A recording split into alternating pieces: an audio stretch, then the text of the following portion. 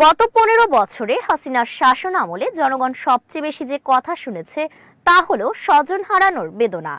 আর ইউনূসের শাসন আমলে শোনা যাচ্ছে দেশ আর দেশের মানুষের প্রতি ভালোবাসার কথা। আর এই দুই কথা বলতে গিয়েই কান্নায় ভেঙে পড়েছিলেন দুই রাষ্ট্রপ্রধান। তবে একজনের কান্না নিয়ে প্রশংসা আর অপরজনের কান্না নিয়ে সমালোচনা হয়, কিন্তু কেন তাই জানবো প্রতিবেদনে। বিনিয়োগ সম্মেলনের মঞ্চে দাঁড়িয়ে আবেগে ভেসে পড়লেন ডক্টর মোহাম্মদ ইউনূস। এই কান্না দেখে তার চারপাশে এখন করতালি আর প্রশংসার বন্যা।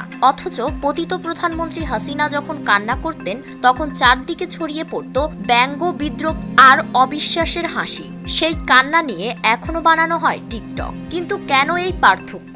সাধারণ ফ্যানের দিন শেষ, আকিস ফ্যানে বাংলাদেশ। গত 15 বছরে হাসিনার মুখে যে কথাটি সবচেয়ে বেশি শোনা গিয়েছে তা হলো স্বজন হারানোর বেদনা।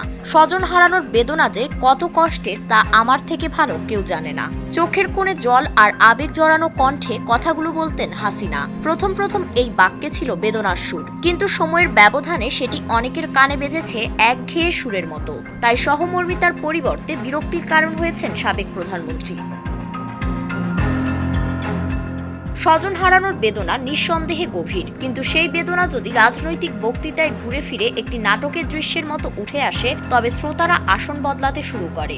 আবেগ তখন হৃদয় না ছুঁয়ে যায় বিরক্তির সীমানা।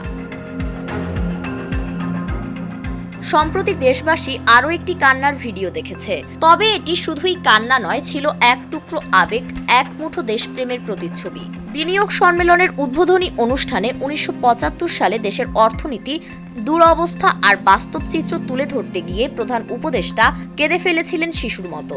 শত শত বিদেশি বিনিয়োগকারীর সামনে তিনি নিজের অনুভব লুকালেন না, বরং চোখের জলের ভাষায় বললেন দেশের কথা। এই কান্নায় ছিল না কোনো চাতুরি, ছিল না ক্ষমতা আঁকড়ে থাকার কূটকৌশল, ছিল নিঃস্বার্থ ভালোবাসা, ছিল হৃদয়ের আর্তনাদ।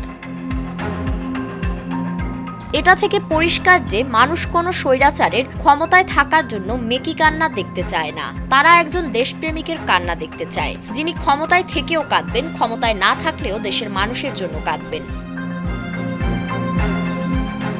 হাসিনা একসময় জনগণের ভরসার প্রতীক ছিলেন, কিন্তু সে ধীরে ধীরে হয়ে উঠেছিল একচ্ছত্র আধিপত্যের প্রতিচ্ছবি।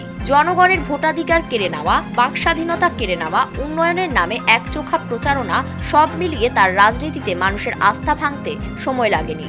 আজ দেশের মানুষ জানে এদেশে শুধু কোর্ট মন্ত্রণালয়ে রাজনীতি হয় না, চোখের জল নিয়েও হয়। কারণ কান্নাও এখন হয়ে উঠেছে রাজনীতির হাতিয়ার।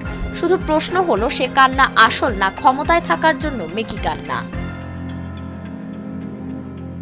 ফারিন রহমান প্রীতি, নয়া দিগন্ত।